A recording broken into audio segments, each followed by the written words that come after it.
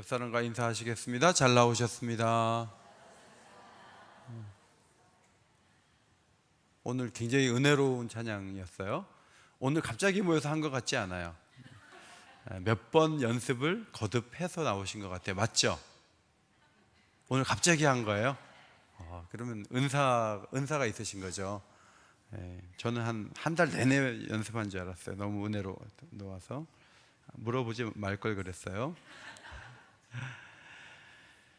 오늘 제목은 하나님의 승리, 약한 자의 승리, 이런 제목의 말씀입니다. 68편이 다윗의 시인데, 다윗이 전쟁에서 한 번도 진 적이 없는 것을 아십니까? 여호수아도 진 적이 있고 많은 왕들이 한두 번은 지고 리더들이 패한 경험이 있지만 다윗은 한 번도 진 적이 없습니다. 성경을 아무리 봐도 다윗이 졌다 이런 기록을 볼 수가 없죠. 다윗이 몸이 제법 크고 어릴 때부터 훈련을 많이 받아서 그런 것이 아니고 다윗의 평생에 하나님의 지원이 있었습니다. 하나님 계속 후원해 주시고 가르쳐 주시고 전략을 알려주시고, 그래서 다윗은 승리하는 것이 습관이었어요. 패배하지 않았습니다.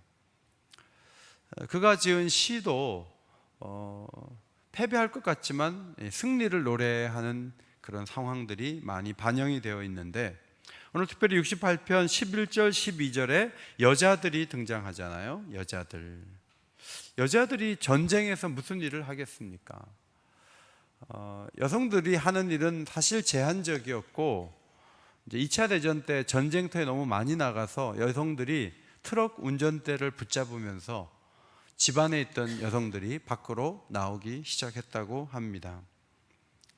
최근에 미국 해병대에서 여성 장교가 나오기 시작했는데 이것은 굉장히 이례적인 일이라고 해요. 왜냐하면 해병대 그 병사들과 함께 훈련을 하는데 여성의 체력으로서 도저히 감당할 수 없는데, 정말 천에 하나 만에 하나 나오는 그런 여성들이 남자들을 훈련시키는 장교가 돼가지고 움직이는 것은 아주 특별한 일이고, 대부분은 군인들도 간호사나 특별한 업무에 배치되는 그런 경우가 대부분이죠. 과거의 여성은 칼을 들고 나가 싸우기보다는 대부분 남자들이 이겨온 그 승리를 기뻐하고 격려하고 다음에도 잘 나가서 싸우도록 그렇게 도와주는 역할을 했던 것입니다. 전쟁 끝에 여성이 기뻐했다, 그럼 승리한 거죠. 전쟁터에서 여성들이 슬퍼했다, 그러면 전쟁에 진 것입니다. 여성의 얼굴을 보고 여성의 태도를 보면 전쟁이 어떻게 됐는지를 알 수 있을 정도로 전체적인 분위기가 여성의 표정과 그들의 눈물과 그들의 웃음에 달려 있었던 것을 볼 수가 있습니다. 오늘 11절 말씀에 주께서 말씀을 주시니 소식을 공포하는 여자들은 큰 무리라, 이렇게 기록되어 있습니다. 아무리 읽어도 무슨 말씀을 주셨는지 잘 모르겠다 이런 생각이 들죠. 주께서 무슨 말씀을 주셨는가, 아무리 시편을 봐도 무슨 말씀을 줬다는 말은 나오지 않는데, 이제 33절에 보면 이것이 하나님 주신 말씀이 아닐까. 말씀을 주셨는데 승리했고 그 승리의 소식이 여성들에 의해서 퍼져나갔다는 그런 의미이기 때문에 33절이 주님 주신 말씀이다, 이렇게 해석을 하는데, 33절 앞에 보시고 같이 읽겠습니다. 시작. 옛적 하늘들의 하늘을 타신 자에게 찬송하라. 주께서 그 소리를 내시니 웅장한 소리로다. 하나님이 천둥을 치셨어요. 천둥을 치시니까 원수들이 놀래가지고 다 도망간 거예요.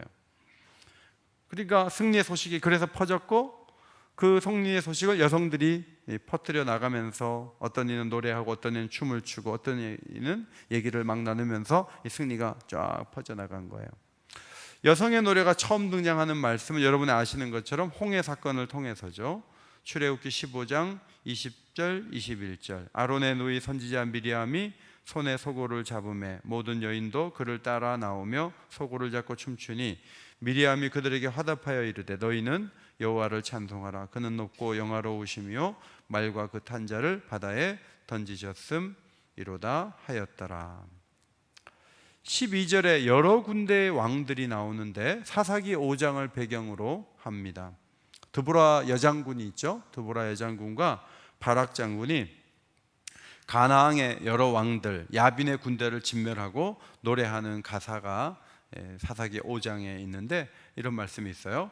왕들이 와서 싸울 때에 가나안 왕들이 무깃도 물과 다낙에서 싸웠으나 은을 탈취하지 못하였도다.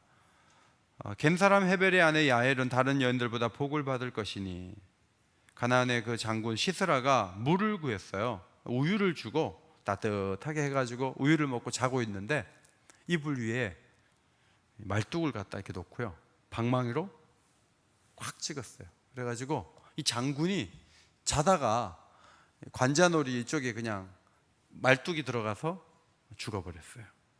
이제 그것을 드보라가 너무 통쾌하게 여긴 거예요. 여성 장군 드보라가 있는데 저쪽 진영의 시스라라는 장군이 야엘이라는 지혜로운 여인, 용감한 여인에 의해서 이 관자놀이가 말뚝에 의해서 박혀갖고 죽임을 당한 거예요. 하나님께서 여성들을 사용해서 이렇게 굉장한 승리를 거두게 하신 것을 시인은 생각을 하고 있는 것이죠. 여러분, 여성들은요 전쟁에 지잖아요. 그럼 여성들이 탈취물이 되는 거예요. 여성들이 끌려가요. 우리나라도 중국에서 막 내려와 가지고 치면 막 수만 명씩 여자들을 다 이렇게 붙잡아 가는 거예요. 여성들이 탈취물이 되는 거예요. 그런데 하나님이 이기신 그 전쟁에서 여성들이 탈취물을 나누는, 이 집 저 집에 공평하게 나누는 그런 손길을 움직일 수 있는 것은 지금 우리가 상상하는 것보다 훨씬 더 큰 축복이라고 볼 수가 있는데, 그렇게 인도하도록 인도하신 분이 우리 하나님이시죠. 복음서에서 여성의 역할을 가장 아름답게 묘사한 말씀은 부활의 현장에 여성을 먼저 있게 하신 것입니다. 마리아와 여성들이 예수님의 부활을 먼저 목격했어요. 12제자 1명은 배신했고 11명은 도망쳤잖아요. 하나님께서 막달라 마리아를 처음으로 예수님 복에 만나게 하셨죠. 그것을 기록한 것이 마가복음 16장입니다. 오늘 삼여전도에 굉장히 찬양을 잘하셨는데 큰 소리로 한번 읽어주실래요? 마가복음 16장 7절, 10절, 11절 한번 크게 읽어주세요. 시작. 그의 제자들과 베드로에게 이르기를 예수께서 먼저 너희보다 먼저 갈릴리로 가시나니 전에 너희에게 말씀하신 대로 너희가 배우리라 하라 하는지라. 마리아가 가서 예수와 함께하던 사람들이 슬퍼하며 울고 있는 중에 이 일을 알매 그들은 예수께서 살아나셨다는 것과 마리아에게 보이셨다는 것을 듣고도 믿지 아니하니라. 첫 번째 증인으로 여성을 동원해서 남자들에게 가서 얘기를 하라 그랬어요. 근데 이 남자들이 그 얘기를 듣고도 믿지를 않았어요.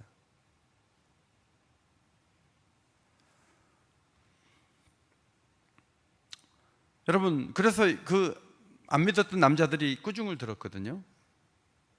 여러분, 여러 가지 각도에서 보면 사실 영적인 여러 가지 면에서 봐도 여자들이 지혜롭고 잘 믿고 기도에 힘쓰고 담대하고, 오늘도 제가 새벽에 이렇게 보니까 남자 1명에 여자 2명 나왔더라고요. 그러니까 새벽 기도 때도 여자가 많고, 금요 기도회를 봅시다. 남자가 많을까요? 여자가 많을까요? 셀 필요도 없이 여자가 많아요. 그런데 목사들은 전부 남자예요, 여자예요? 다 남자잖아요. 그래서 왜 사역자들은 남자일까? 이렇게 해서 여자들이 목사님이 되는 교단도 있지만 우리 교단은 아직도 약한 자를 쓰시는 하나님, 이래서 사역자가 다 약하기 때문에 남자를 쓰신다, 이렇게 해석을 하죠. 여자들이 보조 역할을 하는 것 같지만 결정적인 한 방은 여성에게서 나오는 경우가 참 많이 있습니다. 하나님은 지금도 여성들을 아름답게 세우시죠. 제3여전도회 오늘 찬양 너무 잘하셨는데 남전도회가 이 정도로 잘할 수 있습니까? 거의 불가능에 가깝습니다. 여성들이 굉장한 자리에 섰는데 하나님께서 이제 그렇게 세워주시고 인정해 주신다는 것입니다. 13절, 너희가 양우리에 누울 때에는 그 날개를 은으로 입히고 그 깃을 황금으로 입힌 비둘기 같도다. 자, 이 말씀도 사사기 5장을 배경으로 하는 거예요. 이제 드보라가 장군일 때 여자가 앞에 서니까 깔보는 지파들이 있는 거죠. 그래가지고 열심히 싸우는 지파도 있지만 이제 협조 안 하고 딴짓하는 지파들이 생겼어요. 그래서 드보라의 그 노래 속에 이런 가사가 있어요. 내가 양의 우리 가운데 앉아서 목자의 피리 부는 소리를 들으면 어찌 됨이냐. 르우벤 시냇가에서 큰 결심이 있었도다. 무슨 말인지 잘 모르겠어요. 그래서 세번역을 보니까 조금 더 잘 알겠습니다. 5장 16절 세번역 앞에 보시고 한 음성으로 읽겠습니다. 시작. 어찌하여 내가 양의 우리에 앉아 양떼를 부르는 피리 소리나 듣고 있는가. 르우벤 지파에서는 마음에 큰 반성을 하였다. 르우벤 지파가 양떼 부르는 피리 소리나 듣고 있으면서 양우리에 앉아 있었어요. 전쟁에 협력하지 않았어요. 그런데 큰 승리를 거두고 나자 르우벤 지파의 마음속에 우리가 좀 너무했다. 우리가 함께하지 않아서 참 너무했다. 이런 반성이 있었다는 것이죠. 스불론 지파나 납달리 지파는 죽음을 무릅쓰고 싸웠지만 르우벤 지파 같은 경우에는 협력하지 않았고 또 나오지 않는 지파들이 드보라의 노래에 거명되고 있습니다. 일부 사람들은 나태함에 빠지고 전쟁에 나간 이스라엘 지파들은 그들을 뒤로 하고 자신들만 싸우는 어려움이 있었지만 그럼에도 불구하고 은을 입힌 비둘기 장식의 날개와 황금빛 번쩍이는 깃을 전리품으로 나누어 가질 수 있었다. 그런 이야기예요. 13절이 그런 뜻이에요. 13절을 다시 한번 성경 보시고 읽겠습니다. 시작. 너희가 양우리에 누울 때에는 그 날개를 은으로 입히고 그 깃을 황금으로 입힌 비둘기 같도다. 한편에서는 양우리에 누워 있으면서 피리 소리나 즐기고 있는데 한쪽에서는 싸워가지고 비둘기 형상을 한 아주 진귀한 보석들을 진품들을 가지고 오면서 탈취물로 얻게 됐다. 그런 뜻입니다. 오늘도 제3여전도회가 찬양을 했지만 한 몇 사람은 안 오잖아요. 온다 그러고 안 오잖아요. 그러면 이제 속상해갖고 하지 맙시다. 이렇게 약속도 안 지키는 멤버가 지금 몇 사람이 있습니다. 하지 맙시다. 이렇게 하지 않고 안 온 사람은 안 올지라도 우리가 연습해 봅시다. 그래서 열심히 해가지고 은혜로운 찬양을 올려드렸잖아요. 우리는 가끔 100%가 합심하지 않아서 속상할 때가 많이 있죠. 저도 새벽 기도 때마다 권사님들 굉장히 안 나오신다. 어떻게 권사님들이 이렇게 안 나오시지? 오늘은 너무 기분 나빠서 기도 못하겠다.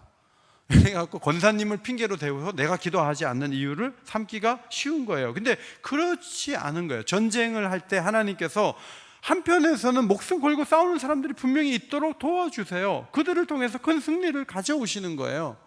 그래서 승리하게 하시는 거예요.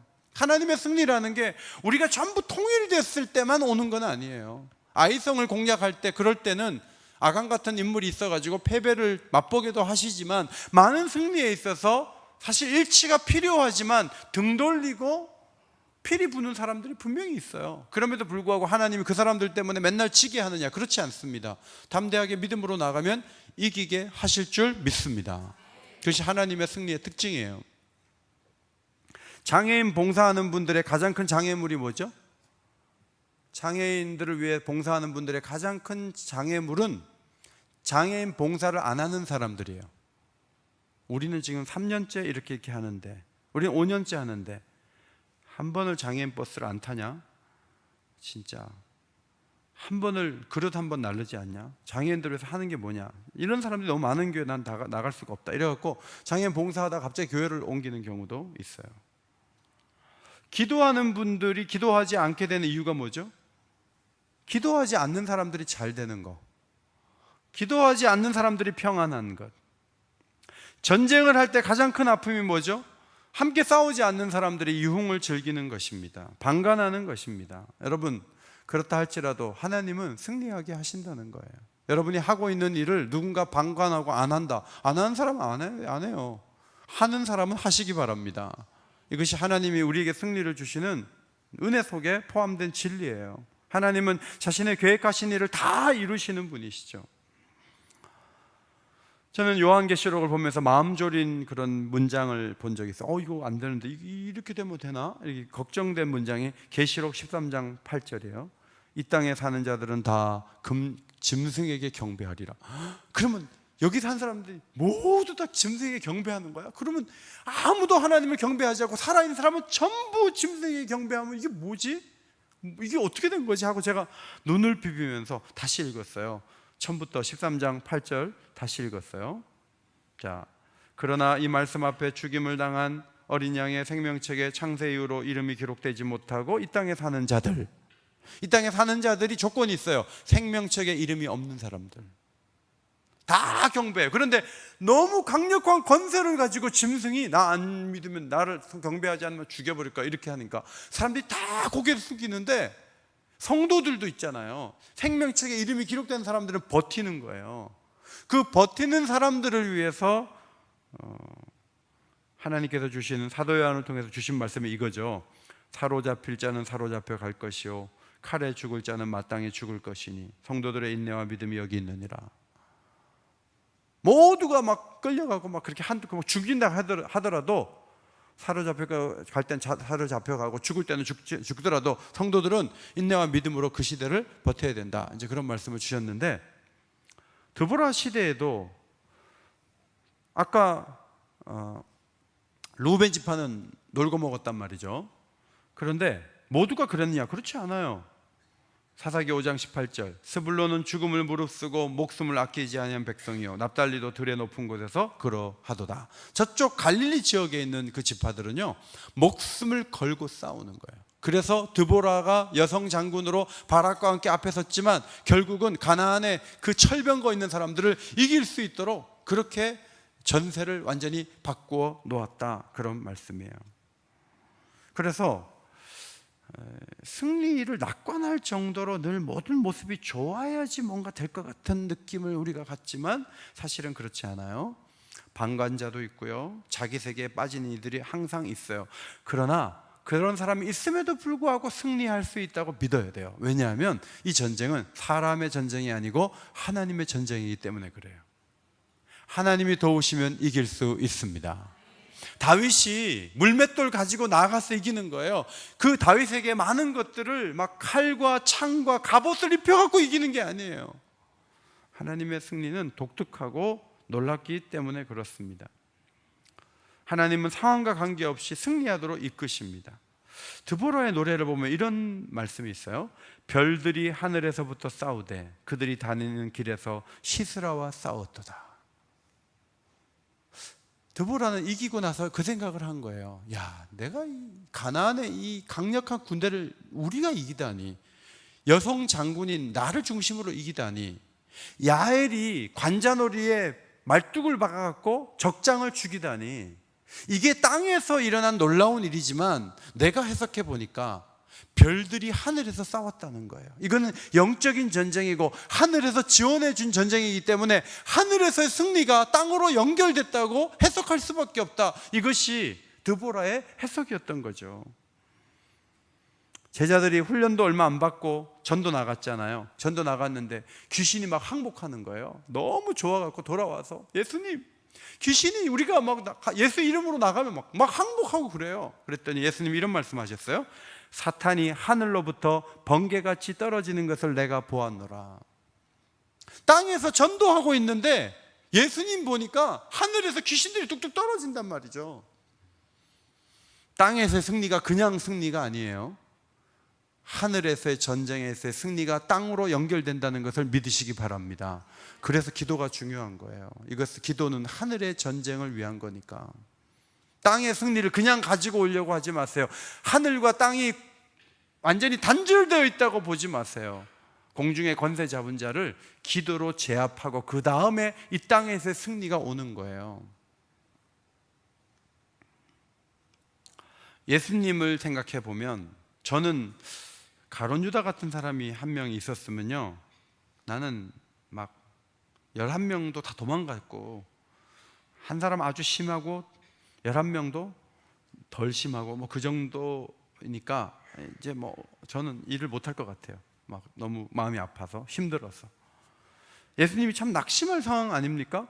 어떻게 3년 내내 기적도 보고 놀라운 일, 오병이어 할 때 가룟 유다도 다 나눠줬고요, 놀라운 기적 다 봤어요. 그런데 돈을 받고 파는 거예요. 인간이 어떻게 그럴 수 있어요?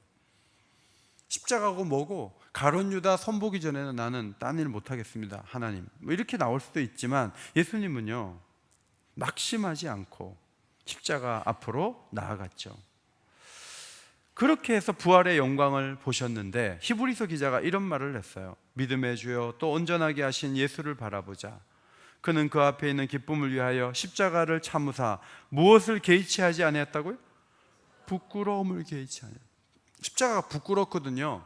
그림에는 수건으로 이렇게 중요한 부위를 가렸잖아요. 실제로는 다 벗긴대요. 여자들도 보는데, 사람들이 보는데, 애들도 보고 노인도 보는데 다 벗겨갖고 걸어. 피가 흘리는 것도 있지만 일단 다 벗고 나서 부끄럽잖아요. 아니 그런 걸 내가 어떻게 하냐고요. 나 부끄러워서 못해요. 이럴 수 있는데 주님이 개의치 않았단 말이죠. 개의치 않았다.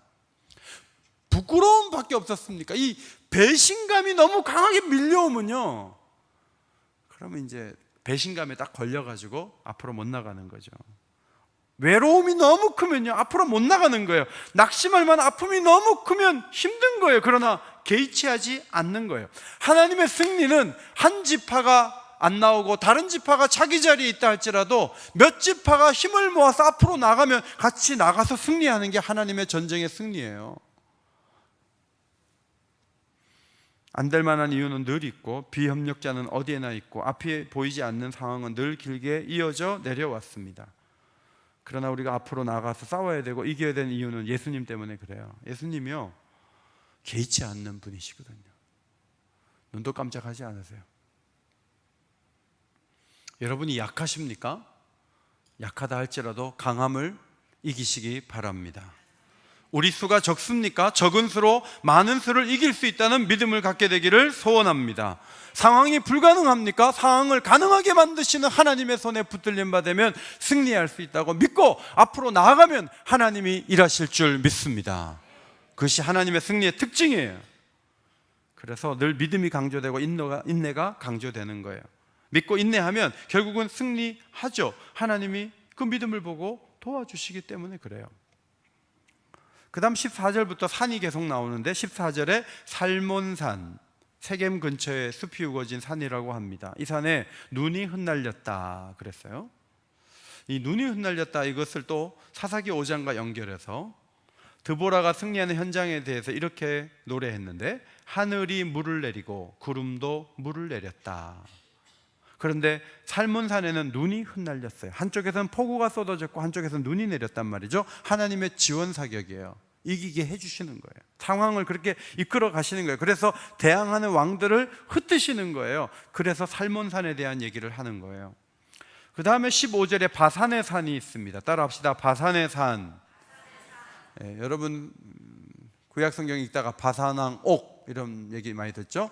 요단강 동편에 있는 이 바산 지역, 아주 비옥한 지역인데 거기에 산이 하나 있는데, 그 산은 봉우리가 여러 개인데 굉장히 높은 산이에요. 백두산만큼.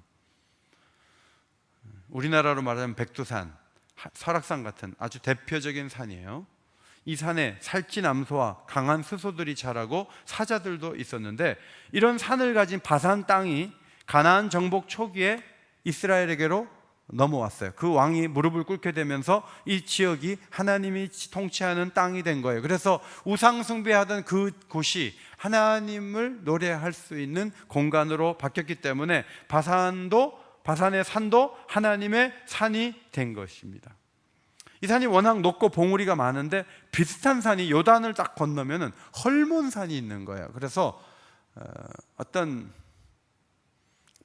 말은 바산의 산이지만 의미는 헐몬산이다, 이제 이렇게 해석하는 분들도 있습니다.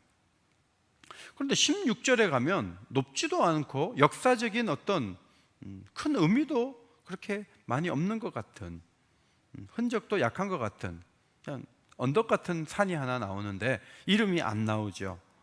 이 산의 이름은 시온산입니다. 따라 합시다. 시온산. 16절을 같이 읽겠습니다. 16절 시작.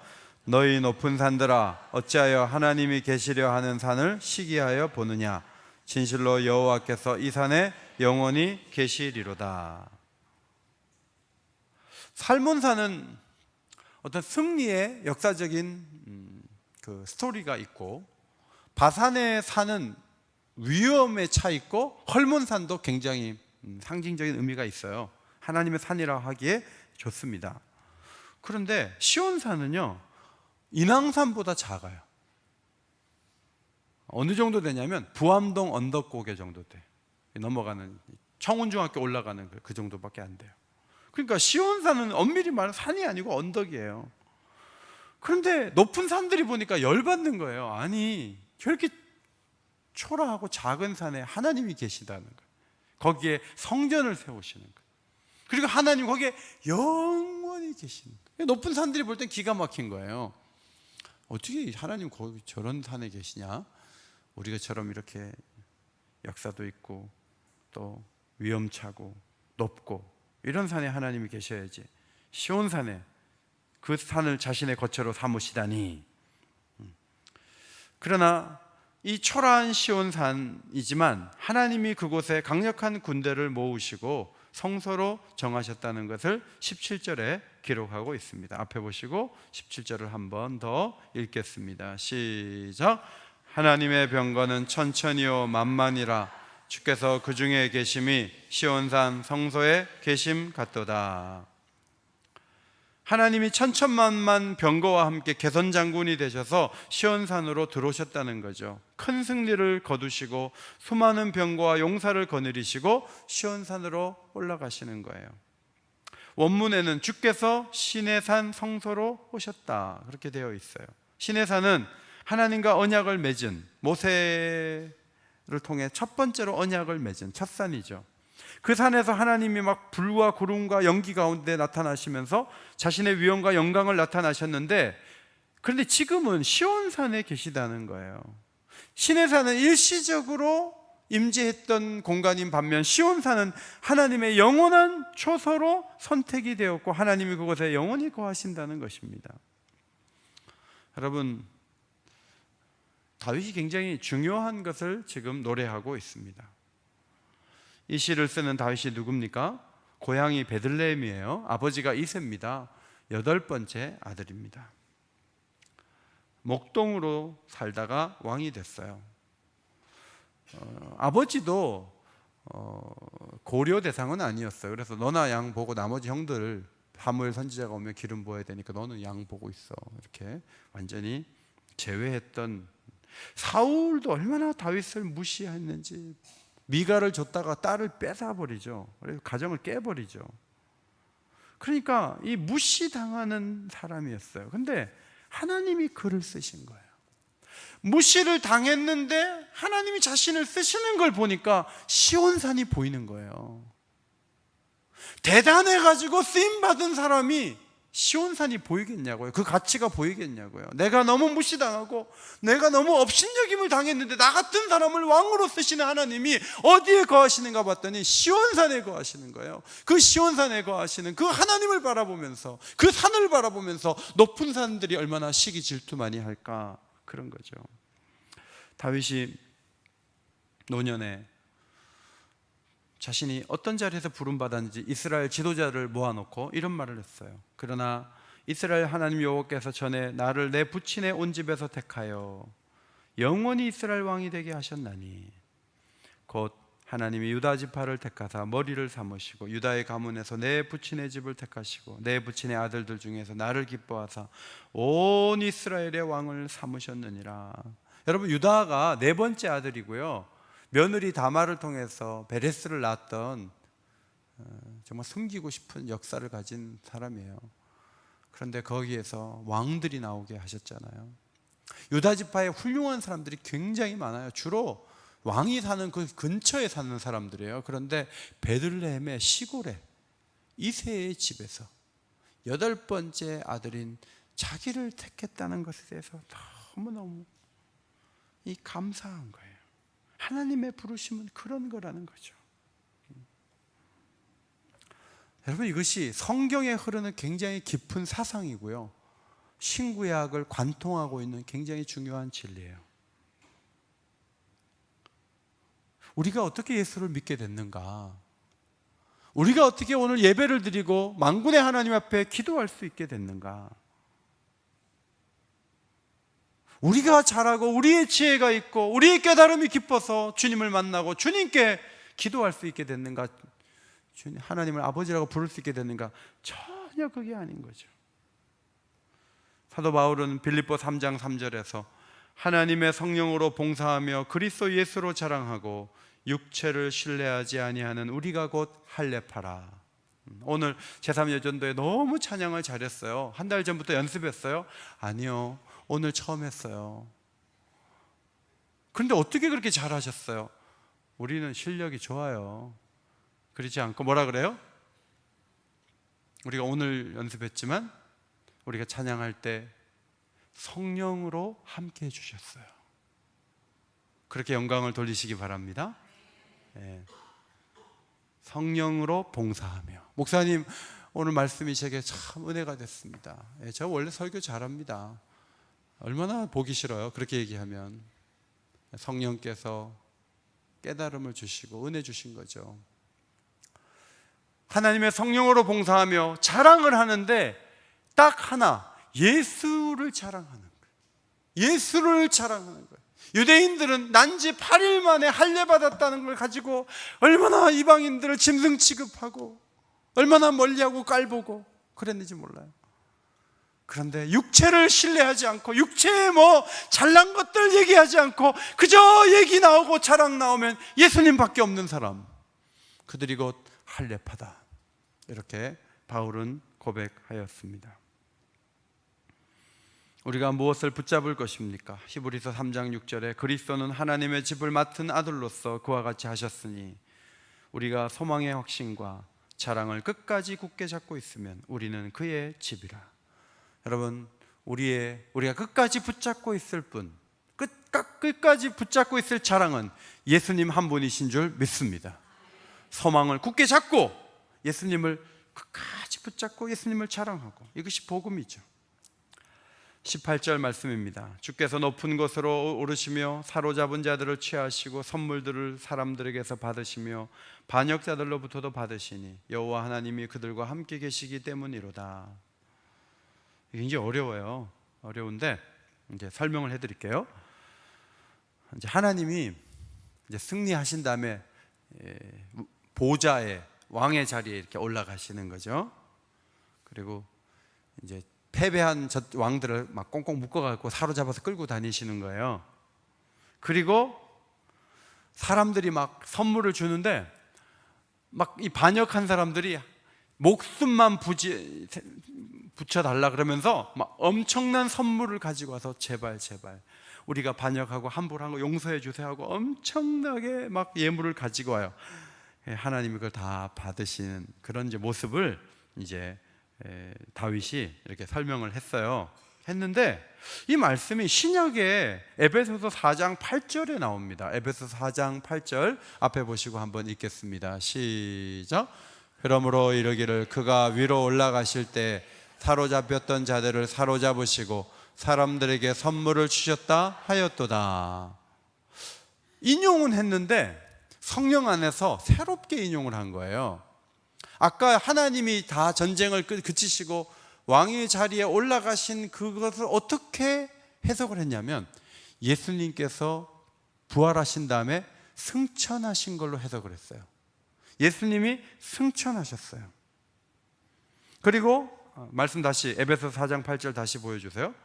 사로잡혔던 자들을 사로잡으시고, 이 말씀은 어떻게 해석을 하냐면 영적인 승리를 거둔 것으로 해석을 하면서 골로새서 2장 15절에 이렇게 기록하고 있어요. 앞에 보시고 같이 읽읍시다. 시작. 통치자들과 권세들을 무력화하여 드러내어 구경거리로 삼으시고 십자가로 그들을 이기셨느니라.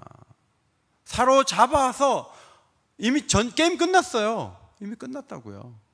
십자가로 그들을 이기셨다는 거죠. 예수님이 십자가에서 죽고 살아나심으로 죽음의 권세를 가진 마귀에게 치명타를 입히신 거예요. 그래서 영적인 어떤 전쟁에서 성령께서, 예수께서, 성부께서 완벽한 승리를 이미 가졌다는 것을 믿으시기 바랍니다. 이미 사로잡았어요. 전쟁에서 다 사로잡아서 꽁꽁 묶어가지고 끌고 가듯이 원수 마귀는 남은 힘을 가지고 움직일 뿐이에요. 그런 의미에서 얼마 전에 그 뭐 무서운 신부들 나오고 막 귀신 잡고, 그 무슨 영화죠? 영화 제목 뭐지? 영화 제목 있잖아요. 귀신들 이렇게 신부들 나오고 무슨 사제들? 검은 사제들 같은 그런 영화는 너무 사람들을 귀신의 존재를 막 부각하고 강력하게 보여주는 건데, 여러분 귀신을 이미 십자가에서 이기셨다고 선포하면서 구경거리로 드러냈다고 하는 이 말씀을 믿으시기 바랍니다. 너무 원수마귀에 눌려 있으면 안 돼요. 원수마귀를 우리는 이겼어요. 주님이 승리하신 줄 믿습니다. 그래서 여러분 막 마귀를 막 부들부들 떨면 안 돼요. 그럼 십자가에 왜 죽으셨어요? 왜 부활하셨어요? 이미 판이 끝난 건데. 시편 68편 18절과 에베소 4장 8절을 가만히 보면 신학적으로는 이미 끝났다는 거예요. 영적인 전쟁에서 결판이 났다는 거예요. 이제 선물을 받으셨다 그랬는데, 18절에서는, 시편에서는 받으셨다 그랬는데, 에베소 4장 8절 다시 띄워주세요. 사람들에게 선물을 뭐 했다? 주셨다 그랬어요. 이게 바꿔서 해서 그랬죠? 주셨다. 하나님이 선물을 얼마나 많이 받으시겠어요? 우리가 이제 추수감사헌금도 드릴 거고, 성탄헌금도 드리고, 신년감사헌금도 드리고, 하나님의 보좌 주변에는 막 예물과 헌금으로 넘칠 것 같은 생각이 드는데, 하나님이 탈취물과 선물을 가득히 쌓아놓으면서 점점 부자가 되시는 게 아니에요. 아니에요. 바울은 이 말씀을 오히려 하나님은 선물을 주시는 분으로 해석을 한 거예요. 저희는 계란을 살 때 60개 정도 사요. 많이 사죠. 애들이 막 계란 하나도 막 비싸고 막 이러니까 애 엄마가 계란을 쪄요.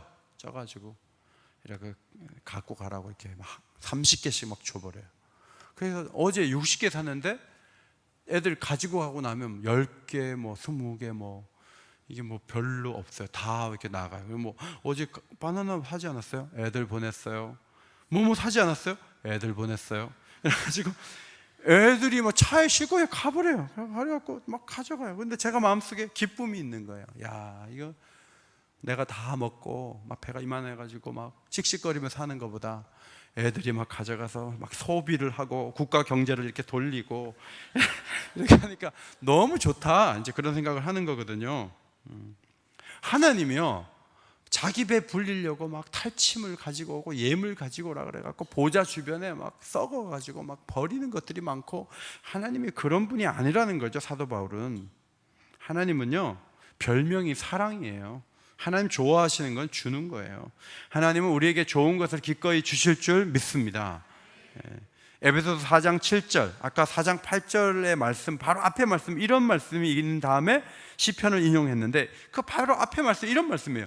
우리 각 사람에게 그리스도의 선물의 분량대로 뭘 준다고요? 은혜를 준다는 거예요. 하나님이 주시기를 기뻐하는 게 뭐냐면 은혜라는 거예요. 그래서 에베소서 4장을 쭉 읽어보니까 은혜가 뭘까? 과연 은혜가 뭘까? 보니까 풍성한 게 참 많아요. 자, 왕이 나가 싸워가지고 막 칼도 가지고 오고 막 좋은 것들 많이 가지고 왔어요. 근데 왕자가, 아버지 저 칼 저 좀 가지면 안 돼요? 저 보석도 저 주면 안 돼요? 근데 아버지가 막 단번에 거절하면서, 너도 싸워서 해. 다 사람이 일하면서 받는 거야. 넌 싸우지도 않고 어떻게 나와서 이렇게 나한테 달라 그러냐? 너 양심도 없냐? 이렇게 아버지가 말한다면 넉넉한 왕이 아닌 거죠. 넉넉하고 풍성한 왕은 아들에게 원하는 걸 주고 이것저것 필요하지 않느냐고 물어보면서 오히려 주고 또 주지 않겠어요? 에베소서 4장에 보면요, 그 선물이 많이 나오는데 직분이 나와요. 직분. 사도와 선지자와 목사와 교사와 이 직분이 나와요. 여러분, 이 직분이 하나님 주신 선물이에요. 뭘 잘해서 꼭 주는 건 아니에요. 은혜로 우리에게 직분을 주세요. 그래서 직분이 은혜로 받았다는 걸 알고요, 이걸 잘 감당해야 돼요. 그 다음에 은사가 하나님 주신 은혜죠. 어린아이가 되지 않고 자라도록 하시는 것도 은혜예요. 그리스도를 닮게 하시는 것도 은혜예요. 과거의 옛사람의 구습을 끊어버리는 것도 은혜예요. 선한 말을 하여 은혜를 끼치게 할 수 있는 인격으로 자라는 것도 은혜예요. 성령을 부으시고 친절과 긍휼로 사랑하게 하시는 것도 은혜예요. 에베소 4장에 보면 그런 은혜가 나오는 거죠. 성도 여러분, 오늘 밤에도 은혜를 받으시기 바랍니다. 은혜를 받아서 달라져야 돼요. 은혜를 받아서 자라야 돼요. 은혜를 받아서 말이 바뀌어야 돼요. 그 승리에 하나님께서 행하시는 놀라운 일 한 가지를 더 소개합니다. 다윗이 19절에서 날마다 우리 짐을 지시는 주 곧 우리 구원이신 하나님을 찬송할지로다. 그 하나님이 날마다 우리 짐을 져주신대요. 여성들을 통해서 소식을 전하게 하신, 승리의 소식을 전하게 하시는 하나님. 모두가 협력자는 아니고 일부는 저쪽 가갖고 딴짓하고 있지만 승리를 주시는 하나님. 살몬산과 바산의 산과 헐몬산 같은 장엄함과 이력은 없다 할지라도 시온산에 거주하시는 그 하나님, 그 하나님이 왜 낮은 곳에 임하시는가 하면 선물을 주시려고 오시는 거예요. 무슨 선물을 주십니까? 은혜를 주시는 거죠. 그 다음에 날마다 우리 짐을 져주시기를 원하시는 거죠. 예수님이 그 하나님의 아들로 오셔서 이렇게 말씀하셨어요. 수고하고 무거운 짐진 자들아 다 내게로 오라. 내가 너희를 쉬게 하리라. 나는 마음이 온유하고 겸손하니 나의 멍에를 메고 내게 배우라. 그리하면 너희 마음이 쉼을 얻으리니 이는 내 멍에는 쉽고 내 짐은 가벼움이라. 주님과 함께 멍에를 메면 인생이 가볍게 되고 쉼을 얻을 수가 있어요. 멍에를 메고 예수님께 배우시기 바랍니다. 저나 여러분이나 하나님의 전능하심을 믿으면서도 하나님께 기도를 잘 안 해요. 안 하고 부탁도 잘 안 하고 가능하면 우리 힘으로 하려고 합니다. 왜 그럴까 생각해 보니까 하나님의 크신 반대편에 내 작음과 초라함과 부족함이 있기 때문에 그래요. 이게 너무 대조가 되는 거예요. 어느 정도 뭐가 맞아야지 뭘 구하고 하는데 상대는 너무 크고 너무 완벽하고 너무 거룩한데 나는 작고 초라하고 죄가 많아요. 그러나 은혜의 세계는요, 약한데 요긴하다고 불러주시고 작은데 강한 자를 부끄럽게 할 수 있다고 하시고 전체적으로 완벽하지 않아도 승리할 수 있다는 그런 메시지를 얼마든지 받을 수 있는 것이죠. 성도 여러분, 큰 자랑거리가 없습니까? 작고 초라합니까? 그러니까 은혜를 받으실 수가 있습니다. 대단하면 은혜를 못 받아요. 대단하면, 저도 설교 준비를 너무 잘해갖고 나온 날은 굉장히 죽을 써요. 내가 좀 부족할 때. 사실 저기서 오늘은 원고를 좀 더 읽고 나올까 하다가 원고 한 2번 읽고 오늘 찬양하자, 나머지는 하나님께 맡기자. 원고 안 보고 앞을 완전 외워서 하면 더 좋지만 하나님께 맡기는 거죠. 오이코스 전도 축제를 앞두고 있는데 우리가 완벽하게 해서 사람이 오는 것도 아니에요. 그날 아침에 또 응급실 가시면 못 오세요. 하나님께서 움직여 주시면 오게 될 줄 믿습니다. 와가지고 목사가 강제로 예수님 만나게 하는 거 아니에요. 성령이 그날 역사하시면 주님 만나게 될 줄 믿습니다. 그렇게 왔다가 또 그 다음에 은혜 받아가지고 앞에 나와서 간증하고 그런 사람을 만들어주신 거 우리가 합니까? 주님이 하시지. 세계에서 가장 악명 높은 교도소는 아프리카 잠비아의 중범죄 교도소라고 합니다. 이곳에는 너무 좁은 공간에 전부 앉혀놨는데 빡빡하게 앉아갖고 23시간 앉혀놓고 1시간씩 몸피게 하는 거예요. 그리고 식판에다가 음식을 먹고 자기의 배설물을 거기에 받아가지고 밖으로 보내야 돼. 그 정도로 열악한데 철판으로 되어 있어서 그 뜨거운 열에 의해서 너무너무 힘든 공간이에요. 여기에 수용 인원이 120명인데 그 중에 35명은 중범죄만 모아놨는데 사형 집행일을 기다리고 있는 거예요. 그런데 하나님께서 무명의 전도자를 보내서 그 중에 80명이 예수를 믿게 됐다 그래요. 교도소 선교회를 만든 찰스 콜슨이라는 분 여러 번 말씀드렸어요. 닉슨 대통령 때 워터게이트 사건 때문에 감옥에 가서 6개월 있었던 보좌관이 있거든요. 감옥 가서 예수를 만난 다음에 교도소 선교회, 국제 교도소 선교회를 설립하고 온 세계에 있는 교도소에 대한 관심을 갖고 사역을 풍성하게 하는 분이 로운이라는 박사님과 함께 아프리카 잠비아 중범죄 교도소를 방문하게 되었습니다. 문을 딱 여는데 손님들이 오니까 그 120명 가운데 80명이 쫙 자리에 드러나더니 찬양을 시작하는데 사부로 쫙 찬양을 하는데 막 놀라운 찬양을 드리더래요. 아니, 지옥 같은 환경에서 무슨 찬양을 저렇게 하냐. 근데 얼굴이 너무너무 차분하고 평화로워 보였다는 것이죠. 아니, 이게 꿈이냐 현실이냐 혼동할 정도로. 그런데 찬양하는 그 사람들 뒤에 벽에 그림 하나가 그려졌는데 숙검정으로 예수님이 십자가에 못 박혀 있는 그림이 보였대요. 그러니까 이 사람들이 찬양하는데 지금 예수님 앞에서 찬양을 하는 것이고, 두 분은 저들과 함께 하시는 주님을 바라보는 것이고 그 찬양을 듣고 있는 거예요. 거기에 예수님이 계신 것을 느끼면서 막 두 분이 온몸의 전율을 느꼈다고 합니다. 주님이 찬양하는 그들과 함께 하시고 그들의 고통과 슬픔과 절망을 함께 나누실 뿐 아니라 그 지옥 같은 환경에서도 찬송할 수 있게 하시는구나. 놀랍다. 놀랍다. 이게 십자가의 능력이구나. 십자가의 주님 외에 저들을 노래하게 할 수 있는 신이 누가 있을까? 이런 환경에서 어떻게 노래할 수 있을까? 그런 생각을 했다는 것이죠. 성도 여러분, 설교하다가 자주 말씀드리지만 기도하다가 짐을 다 맡기고 가장 평화로운 상태에서 여러분 입술에서 찬송이 터져 나온다면 그건 기도의 깊은 경지에 올라간 거예요. 기도하자마자 노래부터 부르는 것은 조금 순서가 바뀐 것 같고, 짐을 맡겨야죠.